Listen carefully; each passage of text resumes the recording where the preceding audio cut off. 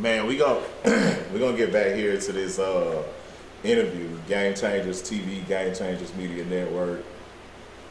J. Paul, Demi the God, CTC United, Augusta, Georgia. You're in a position now where you know we talked about your leadership and we talked about you being a leader in amongst men, a leader amongst you have a vision. Right. You're in Augusta, Georgia right now. You have the only production studio here. Right. I understand, yeah, you record music. You have a production studio. Tell us what inspired the production studio. Excuse me. Basically, when I moved to Augusta, I've been in Augusta for like going on 4 years. Okay. So the first year I ain't do nothing in Augusta. I would sit back and examine the land, because like when you move into a different area and you trying to bring your product or your brand somewhere, you got to study the land first. You can't just move there and just, hey, this is what I do. Hey, you know what I'm saying? Because what I was doing in Carolina, I was in Carolina for like the last 10 years. So, when I moved back to Augusta, man, I was like, okay, let me see what they have down here. And I noticed that Augusta, it has a lot of recording studios and a lot of clubs. Okay. This is the most clubbingest city I've ever met in my life. They club more than Atlanta, for real. But I mean, cause there ain't really much, ain't that much attractions down here like Atlanta. Atlanta has more attractions and of course more celebrities and more money, income coming in to make the economics grow up there. But down here, I just sat back and look at what everybody else got going on and what can I add that's different and what that's gonna stand out. Cause I didn't want to come with another recording studio. That's so cliche, you know what I'm saying? It's so the norm. You know what I'm saying? Like, hey, I'm gonna open up a recording studio. Like, okay, we got like 100 of those down here. Got a bunch of them down here. Right. So I don't get them do the production studio. There's not no down here. This is big down here in Augusta. In Atlanta, it's normal. You see, setups like this everywhere. Everywhere. In Atlanta. Even LA. Oh yeah. Yeah. Everywhere. Hollywood. Everywhere. Yeah. But I just never understood why Augusta never had one. Or they do have one that's not being talked about. Don't get me wrong, they have production studios down here, but this the biggest one. Right. You know what I'm saying? This is the biggest one, and the setup is big. It's a warehouse space. I wasn't even intending on getting this building. That's the crazy thing. I had my eyes set on a bigger building than this. Okay. You know what I'm saying? But I got with this one because it was a lot more, I wanted to be comfortable. Right. I didn't want to jump out there for the look. Okay. Because the other building I was looking for, it was a lot newer, new paint, glass everywhere and stuff like that. And I'm like, okay, it looks good, but is it worth it? Yeah. At the end of the day, and is it suitable for what I need? It wasn't suitable for what I need. It didn't have the space. Okay. It just had the look. And like I said, I got this for half the price, comfortable price. So that's what a lot of people gotta understand too. When you're going in business for yourself, you need to get somewhere comfortable where it's like, if there's a slump, you can always afford this because, even if there's a slump in your pay, you still can afford it. Right. You know what I'm saying? A lot of people, they'll take a risk and just spend it all. Go big. Right. And then don't produce certain things that they need in order for them to proceed or keep having business. You know what I'm saying? And then a lot of people get into business without even having the right clientele. Correct. You know what I'm saying? I've been noticing that a lot, which is a bad thing. Never go into business you ain't got the clientele yet. You got to build that clientele up before you get a building. Before you get everything, people do it backwards. Now you're working with rappers, entertainers. I mean, you started from the music industry, and you talk about the right clientele. Like, how risky was it for you in the transition of you going from working with regular music artists who, at times, that can be costly because, as we stated before, a lot of these cats don't have no money, and if they do have some money, it's coming from some type of source. I don't know. I can't pinpoint it where it's coming from, but it seems to be inconsistent money. You know what I mean? How did you transition from going from okay, just a music producer to a businessman that has a production studio, filming movies, filming podcast trailers, everything, commercials? I'm pretty sure you did all of that. What was that experience like? You know, as a video man, you can relate to this. Dealing with our field of work. All right, when it comes to artists, rappers for one, Yeah. say rappers. You know, when as cameraman, we always start off as okay, we might film a couple shows, Right. you know, just to get out, you know, to get some work in. Then we start doing, you know, next thing we're doing is maybe some podcasts and then the next thing we do is the music video. Right. All right, so I didn't do interviews or none of that. None of that beginning. I went straight to music videos. Okay. No, actually, I went to movies first. Then I went to music videos. So I started doing movies, and then I took a break, and I started focusing on music videos. So I spent like maybe 15 years on just doing music videos. Okay. Now, in those years of doing the music videos, I've worked with all types of artists, whatever. But I've all noticed that when it comes to music, rappers are broke. I'm just keeping it G, and it's not a diss or nothing. But every artist that start off broke. Yeah. Like if you wasn't broke, you wouldn't be in the situation you in trying to get a deal. Yeah. You know what I'm saying? So because once you get that deal, either A, you will venture off into other businesses that you're gonna start, or you just gonna blow your fucking money. Yeah. So, you know, and not do what you're supposed to do until after it's over. But women love rappers and football players and athletes. I mean, come on, man. It's glorified all over the media. Be a rapper, be a rapper. You see a different rapper every day. But it's, and I'm an artist myself, and I'm telling you this. That's the crazy thing. I'm an artist myself, but bro, it's like rap is the last thing that gets you the big bag. Yeah. It's the last thing on the list, bro. Yeah. Like, cause you gotta think, bro. Like, and I'm saying some real stuff, bro. Like, artists are broke, and then artists are needy, meaning that they need more elements to be the artist that they are. Like, you can't just, unless you're freestyling your way into a deal, which is rare. You know what I'm saying? You have to have that hit record. How you gonna get that hit record? You're not a producer. You need that. Yeah. You need an engineer. Yeah. You need a studio to record to. Yeah. You gotta shoot video for it. You gotta get some marketing for it. You gotta get the beat made. You gotta pay. You need so many things in order for you to be great. You know what I'm saying? You at the very bottom of that ladder. Like I said, an artist is at the very bottom of that ladder. The very bottom. You at the very bottom. So it's like you're broke. Right. There's nothing wrong with that. Hell, I was broke.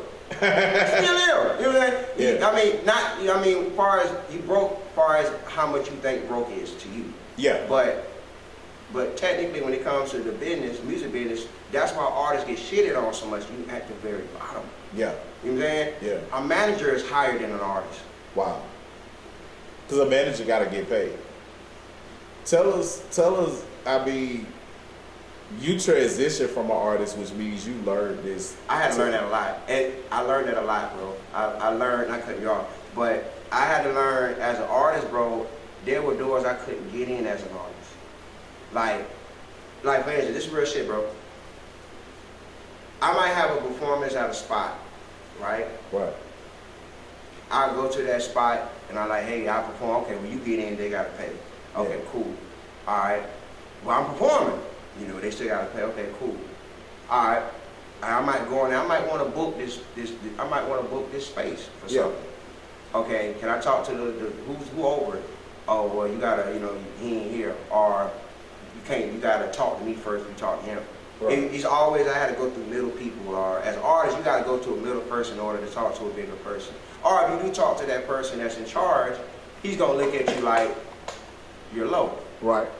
So when I stop thinking of the art, stop being an artist, like stop thinking of being an artist and start focusing more on the business side, and I start handling business and start showing like, okay, this is what I bring to the table. Because at the end of the day, artists have to understand that it's a business. Yes. So you can have any way that you want if you know how to talk business. You don't even gotta have money to have things your way. It's just your way of talking. and how you handle your business. So, when I became a director and started becoming CEO of the company, I had the bosses coming to me for work. It was a total different thing.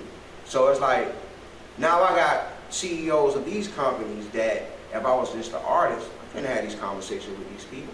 Yeah. Like, I'm an artist. Like, what could I possibly bring to them? Like, I'm coming to perform at their shit. Yeah. You know what I'm saying? Like, what? But as a CEO that bring money myself, and I'm putting people on, that's business to them. That's business. That's business. Yeah. So as an artist, it's like, my thing is this. So like, June, for instance. Yeah. If June has a total amount of 100 people that follow her, or 50 people that follow her everywhere she goes. Yeah. You go to a club and be like, hey, can I perform here? I'll bring 50 people to your club, at least 50. There's some clubs be like, hell yeah. There's some clubs be like, you know what I'm saying? But I bet you money, majority of the time you're gonna get that show. That's right. Because it's money. You bringing them money. Yeah. You bringing the bar money. Yeah. That's where the money at the bar. Yeah. That's where it's at. You know what I'm saying? You bringing the money. You bringing resources. You bring the customers. You bring the potential clients that might book this motherfucker. You know That's what I'm saying? right. So, when I made that transition from the artist to the businessman, it opens up way more fucking doors than the artist does. Because the artist is at the very bottom. It's like, you don't get that recognition like that unless you're, like, people be like, well, that's not true because my nigga, he got the streets on lock. Yeah, he got the streets on lock, but why is he still in the streets? Yeah. Like, people don't see that. Like, you gotta keep it real. Why he still in the streets? Why he still in the streets?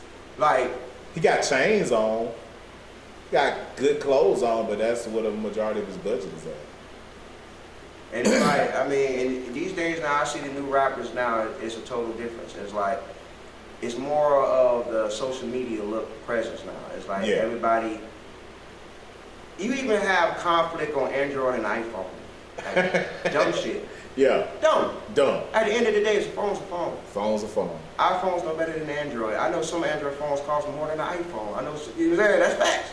Android all day, baby. You know what I'm saying? So, it just, they have this narrative like, if you got an Android, you're broke. Okay. Most broke people have iPhones. I know a lot of people have iPhones broke. That's definitely a fact. That's facts. Shout out to iPhone. Shout out to iPhone, but y'all owe us commercial because your shit stinks and most broke people got iPhones. Right. And we know this. This is statistical facts. That's facts. Yeah. I'm like, bro, I could at least tell you, I can tell you 100 people, bro, 50 people right now with iPhones. Yeah. Don't got $10 in their pocket. Like, I can tell you, I can show you people with Gucci bags. You know what I'm saying? Yeah. That's just the way the world is right now, bro. It's like everybody appealed to the name brands and overlook the fact, like, bro, that same money you invested in that, you could invest in your brand. You can invest in your brand. You could have merchandised your clothing. You could have whatever. Yeah. You could have been rocking your shit the whole video. You didn't do that. Now you rocking Gucci in the video. You promoting for Gucci. Now you got another 100 people going to buy a Gucci bag because they seen 2 Chainz with it. And you're going to wear the outfit once. And you wear it on the outfit once. Gucci bag, $500.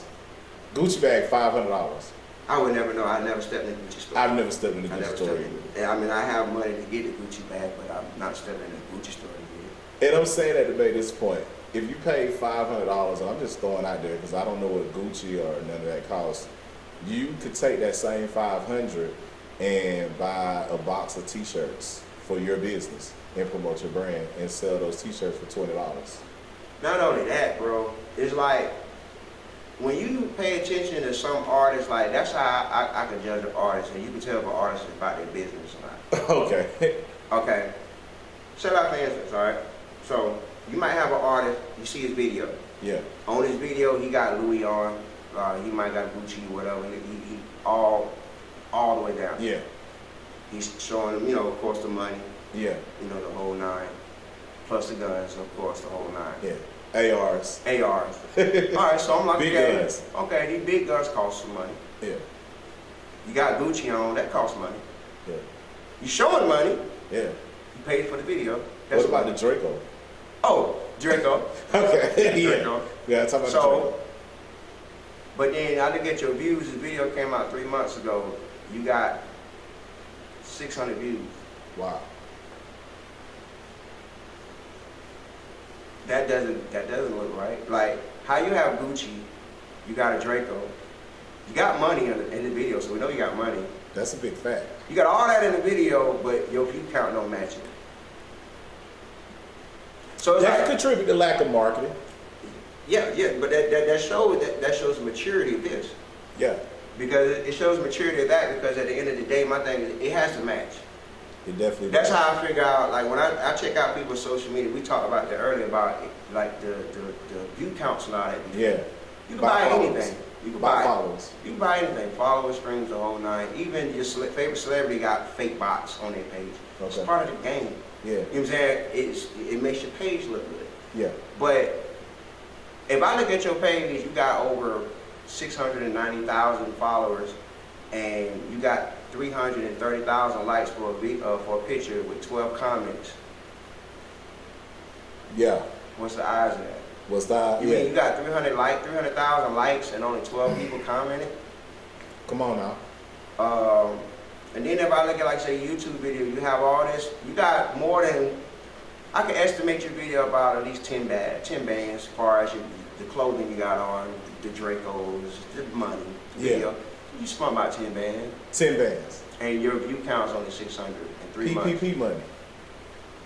So I just feel like my thing is, people priorities are fucked up these days. Yes. People more into the look of how their video look than more than how can I get this video out.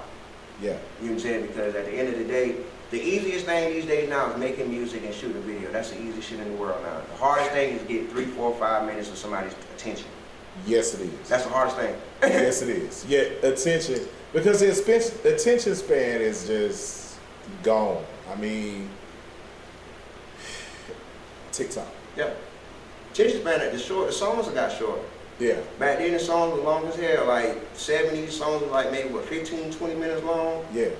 Cause you know, they had them that long, so you know, people used to party a lot, and the DJs wanted to take breaks, so they used to put on a little 15-minute joint, Yeah. and you skate for 15 minutes or dance for 15 minutes, and shit like that. You can't hear no 15 fucking minute song now. Nah. You know what I'm saying? Nah. So now these days you get a hook and a verse. Okay. That's a song. And that's a hit. That's It's it. It's it. That's Like, it. That's it. Look at the box. The box is only a verse and a hook. You know what I'm saying? What? I mean, it's funny that you say that because, I mean, Think about the it. culture is changing. It's Why- changing. Think why- about Why it. do you think about that? Back then it was like 3 verses was a song back then. It was a standard back then. You had Okay. either 2, 3 verses for a song, 16 bars. If Okay. you go back and listen to all the songs had at least 2, 3 verses on it. You always had a song. Now, people attention span, they don't want to hear a long song unless you got some dope ass artists they know that's hot Yeah. now. But That's right. But majority of the songs these days is just a hook and a verse, hook again, song over. Song over. Song probably be 3 minutes, but be 2 minutes at the max. You got a new movie called Reefer. Reefer, right? Reefer. Reefer. Funny. Yeah. Funny at the same time. The plot was different. Yeah. I caught part 1 last night. Phenomenal. Before we got here. Right. Tell us how that came about. Like I said, I've been shooting short films for a minute. And I try to get in the short film world because a lot of people, like you said, people attention spans are short. Yeah. So it's like a lot of people be spending a lot of time making these long productions. Yeah. And then once it come out, it doesn't go as well as you want. Correct. You know, because people, you know, their attention spans are short. People, you know, you keep talking about, hey, we're coming out fall of next year. Like, ain't nobody waiting for that shit next year. Ain't get real, like, ain't nobody waiting on that shit next year. We want to see it now. We want to see this shit now. Yeah. You know what I'm saying? So, the Reaper movie, man, actually, the Reaper movie was done, like, it was supposed to be a full movie. Okay. Alright, that was the one thing. It was supposed to be a full movie. But, it was some situations behind the scenes with the cast. Yeah. You know how, just keep it real. Yeah. So it kind of put a halt on things. And so we could never finish the whole film. So I was like, okay, I've been having all this footage from part 1 since March. I'm like, okay, people gonna just fucking forget about this shit. So I said, let me go ahead. I know we can't finish it right now. I said, okay, well, let me release this part 1 as a part, break it down in parts. Okay. And then that way, just put it out there, because I don't want to hold footage. I don't like to hold footage either. Right. And then a lot of actors have came down and risked a lot of their time to be on this product, so they shouldn't be affected by 2 or 3 people. Right. That fell out. So, I put it together, man, and I just put it out there. Like I said, I told the cast, we're gonna release it, and we're just gonna see what they do. Man, that shit, we hit like 10K first week. Oh man. Like, yeah, organically. Organically. That's your thing, organic. Didn't sponsor nothing. See, my thing is with me, like, a lot of people think that you gotta have large numbers in order to do some things. Like, oh, you gotta have 1 million fans and have $1 million. No, it's actually 100,000 people. Yeah. You're a millionaire. If you have 100,000 solid people buying from you. Yeah. You're a millionaire. You're a millionaire. Not when I put it out there, the movie out there, that shit hit 10K a week. That made all the cast members like, hey, I'm sorry. Hey, I love you. Let's finish it. So, we're back on board now. Back on board. So back on board, which is a good thing. Yeah. And I don't like to start something, don't think. And the crazy thing about Reefer Part 1, all of the introductory parts and all the characters wasn't even in the movie yet. Oh wow. Those are just clips that we had shot, and I just had them on the drive. And like, because that's all we shot, because the fallout happened. Yeah. And so I'm like, okay, now I made a decision about putting it out there, which was a good thing, because when I put it out there, it made everybody squash their shit and want to finish the film. Yeah. So, but a lot of people don't understand, man, it's a lot of drama behind every production. Every production. Every production. Every production. Every production. It's just the amount of drama it is. Yeah. But it's always going to be drama behind production. It stays drama. I'm working on a couple of movies, talk shows, TV shows, and things like that. And by God, the drama is just bananas. You know what I'm saying? I never thought. A lot of times you think, hey man, pay me the half up front. We film this right here. Then it gets a little tricky, and then it's like, okay, I done got into a shit deal. You know what I'm saying? Or the actors may be feeling a certain way. They may be feeling like they're bigger than what they think they are. Oh my whatever. God. Oh. I mean, oh. Who are some of the actors you're working with right now? All right, so with my thing is me.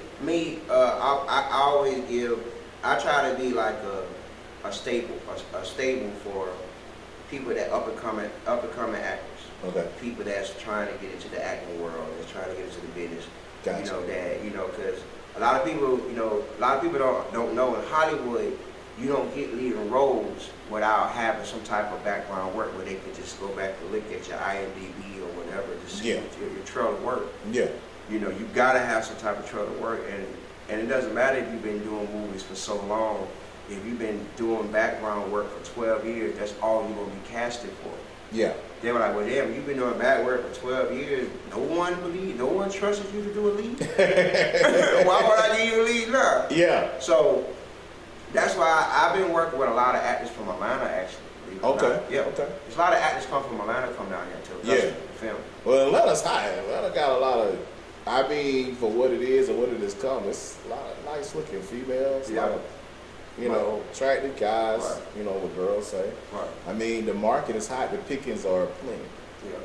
Thing about Atlanta, though, and what I heard from a lot of actors, thing with Atlanta, where I would come like, damn, y'all come to Augusta to film. I'm like, there's a lot of movie directors in Atlanta. Tyler Perry up there, like, he ain't the only one. Like, you gotta ask the directors up there. Yeah. Independently, major.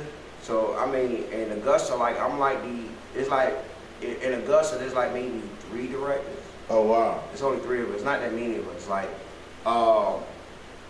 which a lot of people get it different between, they don't understand the difference between cinematography and videography. Like, video man. Like, I tell people with cinema, when we deal with cinematic stuff, it's more of you gotta know your ISO. Okay. Yeah, I know your aperture.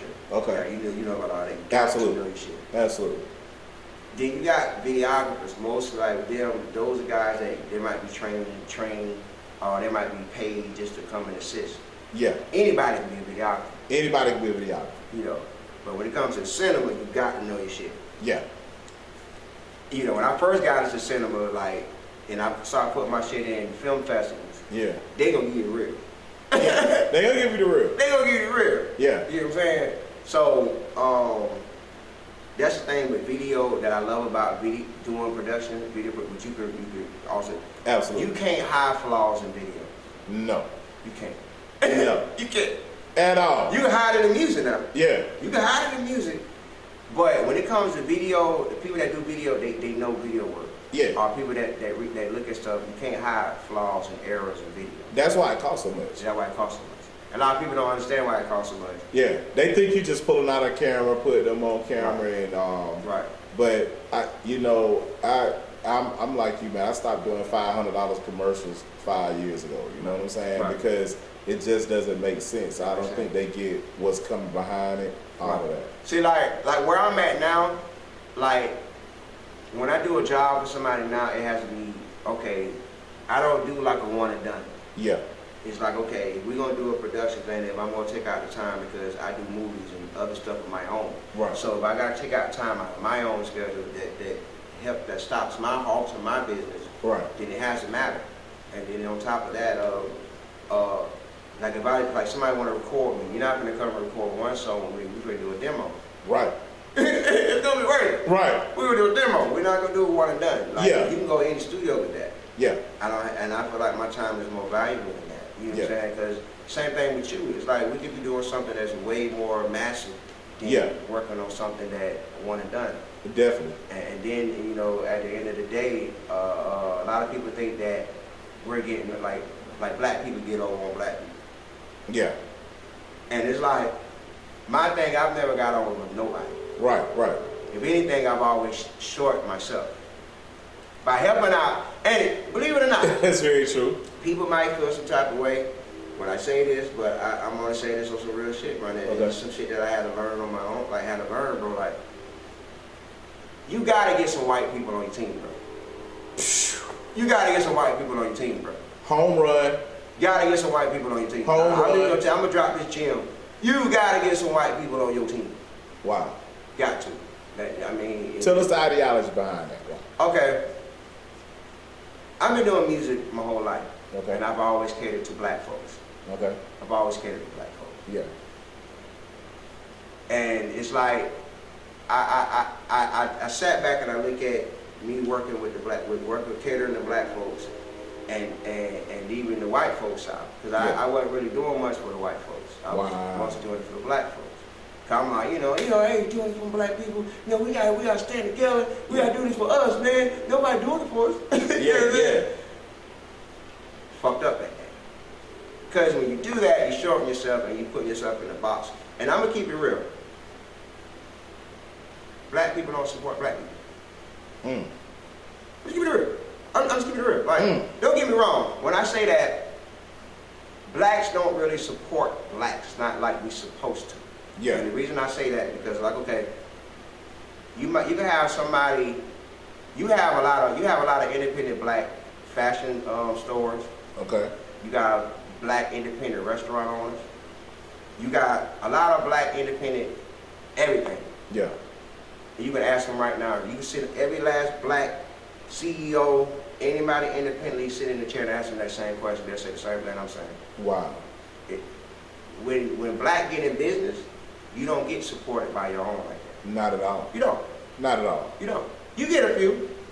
At the very beginning. At the very beginning. But when you outgrow them, you start getting that feeling where, okay, they don't want me to outgrow. It almost comes like realistically, a lot of common people become rappers.